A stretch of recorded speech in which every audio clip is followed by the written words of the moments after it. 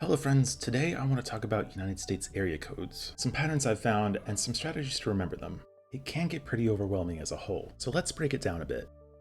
To start, some of these numbers are overflows and overlays, which happens when a region is expected to grow beyond what one area code can handle. What this means for us is that we don't necessarily need to memorize every single combination. Let's look at Dallas for example, which has 4 associated codes, the last 3 of which are overlays. While you certainly can memorize all of these if you want, the original code is by far the most prominent, and anywhere you see one of the other 3, you will almost certainly find a 214 nearby. So that cuts down the work a bit, but there are still hundreds of random numbers out there. How are we supposed to memorize them all?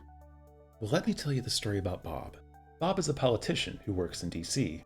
Now, I may not be able to remember where 202 can be found, but if you convert each number into its associated alphabet letter, the 0 being an O because vowels are cool, you spell out Bob, our DC politician. And if you know where Bob's from, you know what area 202 covers.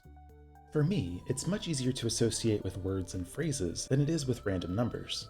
You can remember 212 is New York by thinking about this babe, or this babe, whatever works for you. If you can imagine New Jersey wearing a boa, feather or snake, whichever you prefer, then you can remember where 201 is.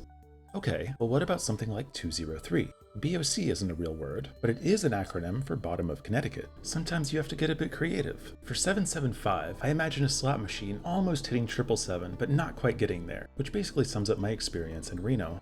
Some of them are pretty fun, like Dallas is bad, 214, and hailing a cab in Chicago, 312. Fog covers southern New York, 607, and corncobs grow all across Delaware, 302. The key is to start with whatever image instinctively pops into your head, and then run with it. It doesn't have to make sense to anyone but you.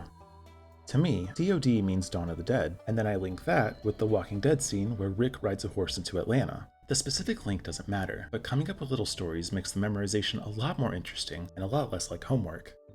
So let me know if you find any other neat acronyms, or if you have another method to remember area codes. I'd love to hear about it. Until next time, I'll see you on the dueling field. I am Bob, and I approve this message.